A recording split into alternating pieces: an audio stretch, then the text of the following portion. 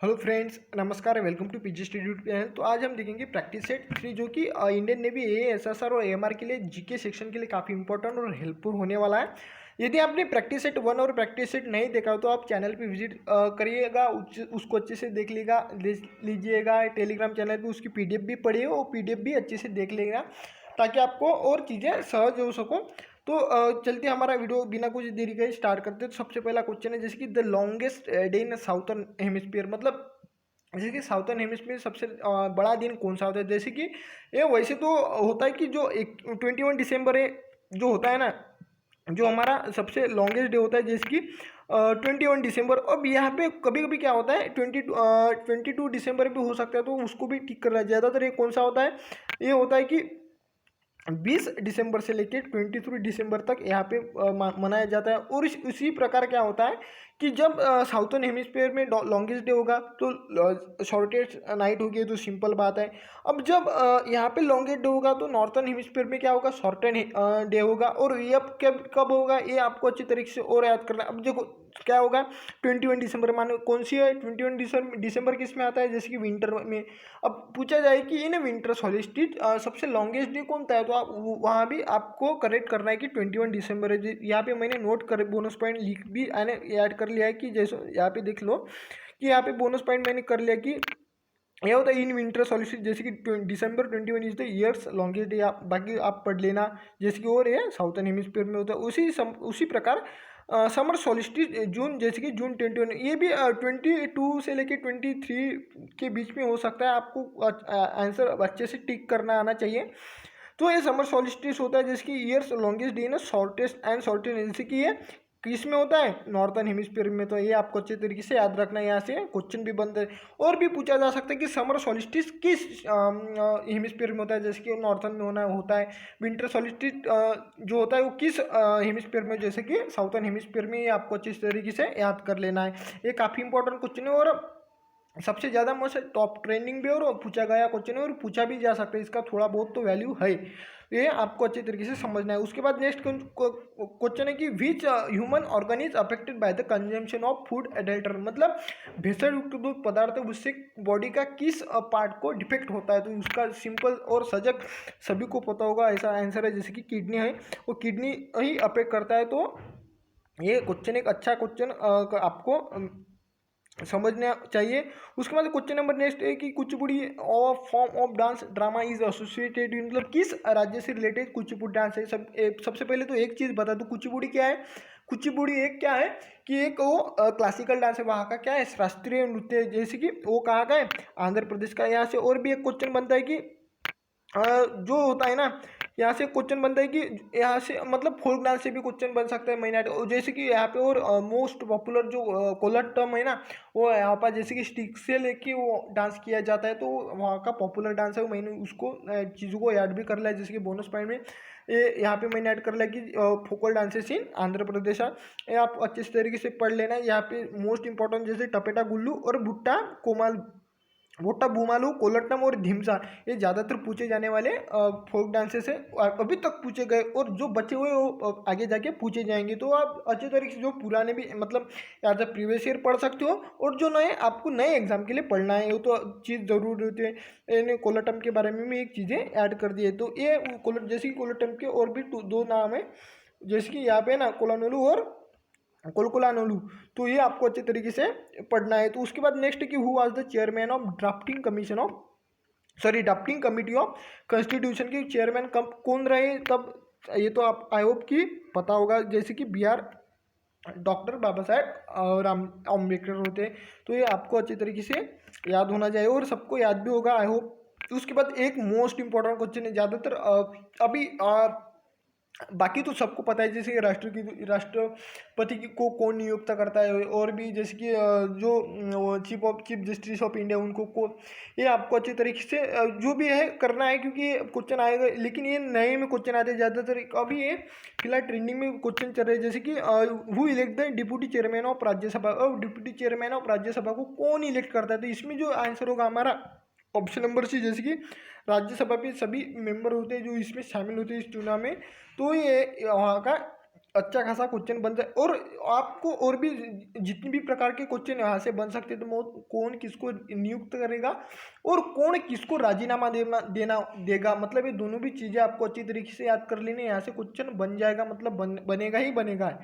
तो ये क्वेश्चन होगा। उसके बाद में क्वेश्चन नंबर नेक्स्ट कि where is the headquarter of election commission located, मतलब उनका मुख्यालय, इलेक्शन कमीशन का मुख्यालय कहाँ पे स्थित है। ये तो आई होप सभी को पता होगा, जैसे कि न्यू दिल्ली है। ये आपका option number C is a correct answer है। उसके बाद क्वेश्चन नंबर नेक्स्ट की मतलब what's AIDS day is celebrated, मतलब विश्व एड्स डे कब मनाया जाता है, जैसे कि दिसंबर 1 को, ये सबसे दिसंबर का सबसे पहला दिन, मतलब 1 दिसंबर को व्हाट्स एड्स डे। और एक क्या है प्रीवियस ईयर क्वेश्चन है, और ये इसमें भी पूछा है कि इसमें हमारी नेवी के एग्जाम में भी पूछा गया क्वेश्चन है, जैसे कि इसको आप अच्छे तरीके से नोट कर लेना। उसके बाद द ओल्डेस्ट ऑयल रिफाइनरी, एक क्वेश्चन में मतलब एग्जाम में आ सकता है क्वेश्चन, ये इसको अच्छे तरीके से याद करना आपको। क्या है the oldest oil refinery in India, कौन सी है, तो जैसे कि दिग्बोई है, ये आपको अच्छी तरीके से याद कर लेना है। ये का मोस्ट इंपॉर्टेंट हो जाती है, तो एक क्वेश्चन है इसका काफ़ी अच्छा वैल्यू। उसके बाद मरियप्पन थंगवेलु, अब देखो ये एक ऐसा खिलाड़ी जिसको अभी भी 2020 में क्या मिला है, पद्मश्री मिला है, उसके ऊपर भी क्वेश्चन हो सकता है। और किस गेम से रिलेटेड, तो ये पैरालंपिक हाई जंपर है, पैरालंपिक में हाई जंपर है, इससे रिलेटेड क्वेश्चन बन सकता है, क्योंकि ये टॉप ट्रेंडिंग अभी का मतलब सीजीएल में पूछा गया अभी क्वेश्चन है, वो एनटीपीसी भी जो भी रेलवे की उसमें भी ये क्वेश्चन पूछा है, जिसकी मरियप्पन थंगवेलु है। तो ये आपको अच्छी तरीके से याद करना है। उसके बाद question number next question number 10, जैसे कि who was the first black president of south Africa, ये आपको अच्छी तरीके से क्वेश्चन नोट कर लेना, जिसकी नेल्सन मंडेला है। ये तब की क्या दो फर्स्ट ब्लैक प्रेसिडेंट जब भी, तो ये भी एक अच्छा तरीका, अच्छा क्वेश्चन, इसकी भी एक और अलग ही वैल्यू है, क्योंकि नेवी के एग्जाम में थोड़ा कंट्री अदर कंट्री से रिलेटेड, जैसे कि प्रेसिडेंट हो, प्राइम मिनिस्टर हो, और हमारे देश कौन से आए हो, और भी होते कि 26 जनवरी को कौन से एज अ गेस्ट कौन रहा है, 15 अगस्त को कौन गेस्ट रहा है, ऐसे काफ़ी सारे क्वेश्चन बन सकते हैं। तो आपको उनको अच्छी तरीके से नोट कर लेना है, और आप करंट से भी कर सकते हो। उसके बाद नेक्स्ट क्वेश्चन है कि थार डेजर्ट किस राज्य में स्थित है, जैसे कि हमारा होता है राजस्थान में स्थित है, ये आपको अच्छी तरीके से नोट करना। आयोग के तो सभी को पता होगा, थार तो सभी को पता है। उसके बाद क्वेश्चन नंबर नेक्स्ट जैसे कि golden temple is located in, मतलब किस या तो फिलहाल सिटी दे, लेकिन राज्य में भी पूछ सकता है, तो जैसे कि अमृतसर, जैसे कि ये कौन से स्टेट में आता है, जैसे कि पंजाब में आता है। इसको और भी नाम से जाना जाता है, जैसे कि हरमिंदर साहब से भी, दरबार साहब से भी जाना जाता है, जैसे कि यहाँ पे मैंने इंक्लूड नोट भी कर लिया कि ये जो Shri Harmandir Sahib, also is known as Shri Darbar Sahib और Golden Temple, most sacred temple for Sikh, मतलब सैक्रेड मतलब होता है कि पवित्र स्थान होता है, जैसे कि सिक्स लोगों का होता है ना, सिखिज्म लोगों का, जिनका धर्म सिखिज्म है, तो उनका है जो हो ना मोस्ट सैक्रेड प्लेस जो है अमृतसर, ये जो है ना गोल्डन टेम्पल है वो होता है। उसके बाद नेक्स्ट है कि where is the India's first nuclear power station situated, मतलब इंडिया का सबसे पहला न्यूक्लियर पावर स्टेशन कहाँ पे स्थित है। आई होप ये तो क्वेश्चन सभी को रटा होगा, जिसकी यहाँ पे हमारा option number C is correct है। ये तो आई होप इसको तो ज़्यादा एक्सप्लेन करने की नीड ही नहीं है। तो फिलहाल नेक्स्ट क्वेश्चन देखते हैं, which of the following country does not have return, अब इसमें से किस कंट्री का एक रिटर्न कॉन्स्टिट्यूशन नहीं है, तो इसका जो आंसर होगा जैसे कि न्यूजीलैंड, इनका, और भी इसमें जैसे कि ये इजराइल भी है, और भी एक है, तो आप अच्छे तरीके से नोट कर लें। शायद मुझे लगता है कि यूके में ही होगा, यूके बिलोंग है, तो ये दोनों चीज़ें न्यूजीलैंड और इजराइल, ये इनका कुछ अनकोडिफाइड है, जैसे कि अनरिटन कॉन्स्टिट्यूशन है, आपको अच्छे तरीके से पता होना चाहिए, और यहाँ से क्वेश्चन भी बनता है। उसके बाद नेक्स्ट है कि what is the full form of PPP. अब यहाँ पे देखो फुल फॉर्म ऑफ पीपीपी, ये तो ये अदर सेक्टर के यहाँ पे सभी के सेम है, जैसे कि ये जो होता है ना कि ये पे बैक परचेसिंग पावर पैरिटी, ये जैसे होता है, ये भी एक सही है। फिलहाल पे बैक पेचेक प्रोटेक्शन प्रोग्राम, ये भी एक सिक्योरिटी में यूज किया जाता है, पीपीपी का जो फुल फॉर्म है। और लेकिन हमें कौन सा करना है, हमें करना है कि पब्लिक प्राइवेट पार्टनरशिप, ये हमारा ज़्यादातर पूछे जाना, मतलब ज़्यादातर यही ऑप्शन सही होने वाला है। तो ये आपको अच्छी तरीके से याद करना, जो what is the full form of PP, कौन सा है, द पब्लिक प्राइवेट पार्टनरशिप, ये आपको अच्छी तरीके से याद होना चाहिए। और ये प्रीवियस ईयर क्वेश्चन है, what is the full form of PPP. उसके बाद ये भी एक प्रीवियस क्वेश्चन, इसकी भी एक अच्छी वैल्यू है, जैसे कि who among the following was associated with the abolishing the Sati in India, मतलब सती प्रथा है उसको बंद करने वाला इसमें से कौन सा बंगाल का गवर्नर था। फिलहाल तो ये यहाँ पे सभी बंगाल के गवर्नर थे, तो कौन सा था, जो Lord William Bentinck is related to the abolishing sati in India. ये आपको अच्छी तरीके से अब पता भी होगा, क्योंकि एक टॉप मैंने क्वेश्चन ही ऐसे उठाए कि जो टॉप रिपीटेड और ज़्यादातर एग्जाम में और जिनकी भी अच्छी खासी वैल्यू है वही क्वेश्चन मैंने यहाँ पे इंक्लूड करता हूँ। मैं ज़्यादा कुछ इतना नया कंटेंट तो नहीं है, नया कंटेंट आगे जाके आ जाएगा। फिलहाल इसके मतलब क्वेश्चन किस प्रकार के आते हैं एग्जाम में वो आपको अच्छी तरीके से, मतलब आप फिर भी खुद से भी पढ़ाई कर सकते हो ना, उस वजह से मैंने वो मेरा एक सिंपल सा फंडा था। उसके बाद गोल गुम्बद रिलेटेड लोकेटेड, अब गोल गुम्बद कहाँ पे, कर्नाटक में, ये आपको अच्छी तरीके से नोट कर लेना। उसके बाद नेक्स्ट है कि तो Durand cup is associated with which game, मतलब डूरंड कप किस खेल से रिलेटेड है।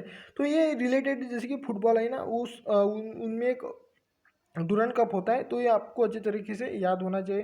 उसके मैंने जैसे और भी यहाँ पे कप याद कर, जैसे कि रामानुजन कप टेबल टेनिस से अभी पिछले प्रैक्टिस सेट में कर दिया था। रंगास्वामी कप जैसे कि हॉकी से रिलेटेड है।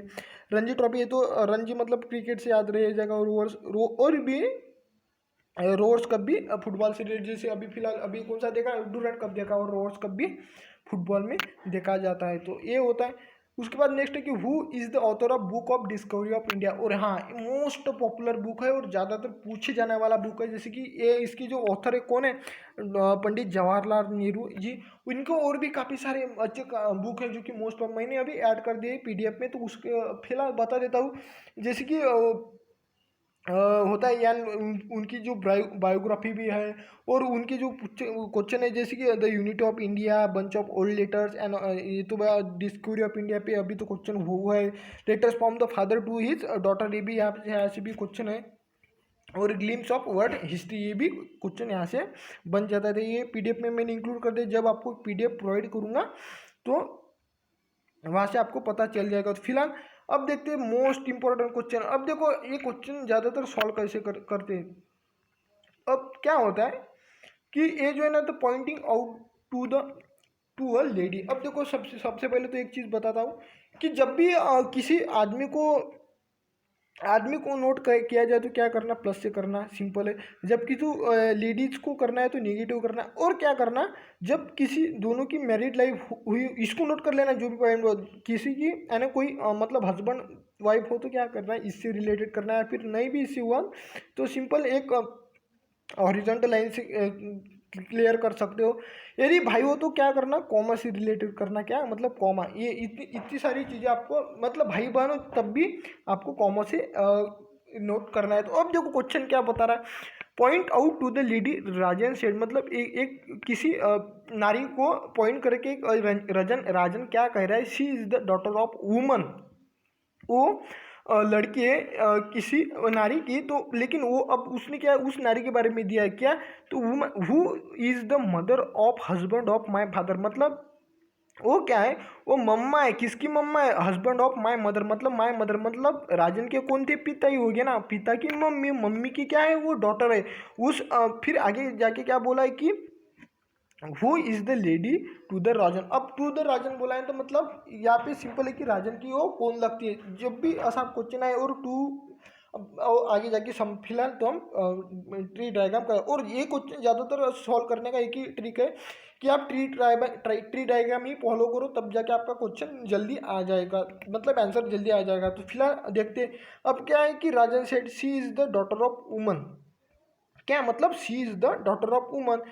क्या अब क्या पूछा है कि who is the mother of husband of my father, मतलब समझो कि ये राजन है, क्या है राजन मतलब एक प्लस। अब इसका क्या है, who is the mother of husband of my mother, मतलब इनकी जो मम्मा है, मम्मा के पति कौन है, इनके पिताजी, मतलब प्लस हो गया।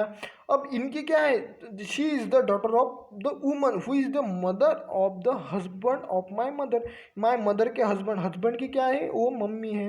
अब ये मम्मी की लड़की कौन हो गई, मतलब इसकी भाई होगी ना, जो उसके पिता है उसकी क्या हो गई वो बहन हो गई, मतलब ये कौन सा आ गया, इसकी क्या है, मतलब यहाँ पे बताया ना, she is the daughter of woman, मतलब सी इज़ द इज मतलब इस डॉटर के बारे में रंजन, जैसे कि यहाँ पे बता दूँ कि रंजन इस जो मतलब उसकी दादी माँ के बारे में चर्चा कर रहा था, लेकिन यहाँ पे उसकी जो होगी तो उसकी बेटी कौन होगी, राजन की कौन होगी, फूफा, मतलब इंग्लिश में क्या कहेंगे इसको, जैसे कि आंट कहेंगे, क्या कहेंगे, आंट कहेंगे। आप इसको अच्छी तरीके, सॉरी वो चला गया, लेकिन आप उसको अच्छी तरीके से याद कर सकते हो, तो आप कर लेना। तो वो हो गई यहाँ पे हमारा आंसर हो, जैसे आई होप कि आपको समझ होगा, इसके लिए मुझे लाइक भी कर लो यार, क्योंकि काफ़ी सिंपल तरीका है बताने का।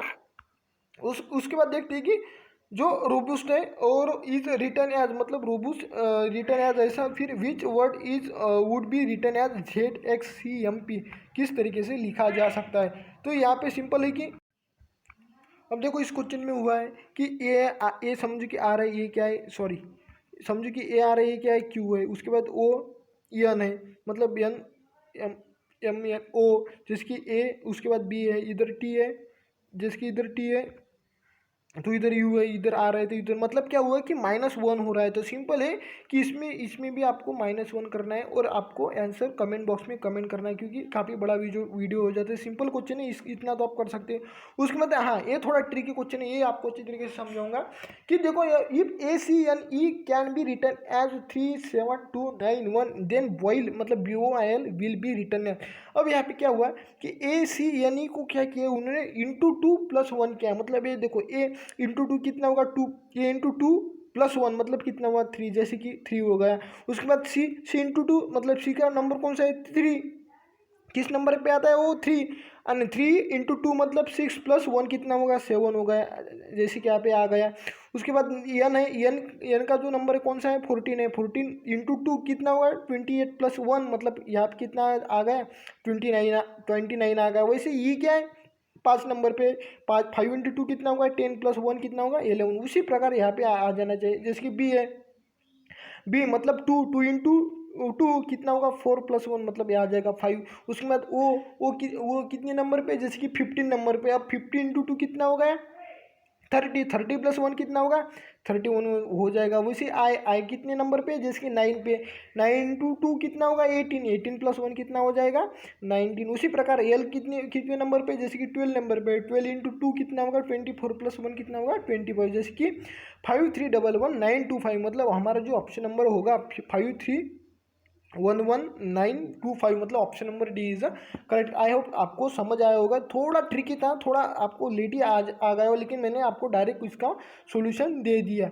आप इसके बाद ये आपको अच्छी तरीके से करना है। सिंपल इसमें क्या है, वो plus is means into, and into means plus, आपको सिंपल उसको इंटरचेंज करना है और बॉडमोस लगा कि इसका सॉल्यूशन सेंड करना है, जिसके आपको इसका आंसर कमेंट बॉक्स में कमेंट करना है। तो उसके बाद ये नेक्स्ट क्वेश्चन है, ये है कि निम्न में से एक क्वेश्चन फिगर है और इससे कौन सी फिगर आंसर फिगर में से बन जाती है। तो सिंपल ये तो किसी प्रकार नहीं बनेगी, इसमें ये थोड़ी 2 लाइनें ऐसी हो गई तो ये भी नहीं बनेंगी। फिलहाल ये इसका करेक्ट ऑप्शन है कि ये इससे मिलकर मतलब एक अच्छी तरीके से स्क्वायर रेडी हो जाएगा। तो ये हमारा option number C is the correct. उसके बाद क्वेश्चन नंबर 24 होगा, 25 देखते कि the revolt of 1857 at Lucknow was lead by, मतलब ये किसने लीड किया था, तो बेगम ऑफ अवध ने लीड किया था। ये आपको अच्छी तरीके से याद होना चाहिए, नोट भी कर लो। और क्वेश्चन ज़्यादातर इसमें समझ 25 में से ज़्यादातर 10 क्वेश्चन तो प्रीवियस ईयर क्वेश्चन ही है, और बाकी के 15 क्वेश्चन नए हैं, तो आप उसको अच्छी तरीके से नोट कर लेना। मैंने जैसे कि और भी अच्छी खासी practice set 1 practice set 2 upload हो चुकी है, वो भी आपको अच्छी तरीके से देखना है। आगे जाके और भी नए प्रैक्टिस सेट आ जाएंगे, और मैथमेटिक्स इंग्लिश जितने भी मेरे से हो सके उतना कंटेंट आपको ज़रूर प्रोवाइड करूँगा। यदि चैनल पे आप नए हो तो चैनल को ज़रूर सब्सक्राइब कर लो, और कमेंट बॉक्स में टेलीग्राम चैनल का लिंक भी है, वो टेलीग्राम चैनल उसको भी ज्वाइन कर लो, क्योंकि वहाँ पे सारी PDF वहाँ पे भी प्रोवाइड कर दी जाती है।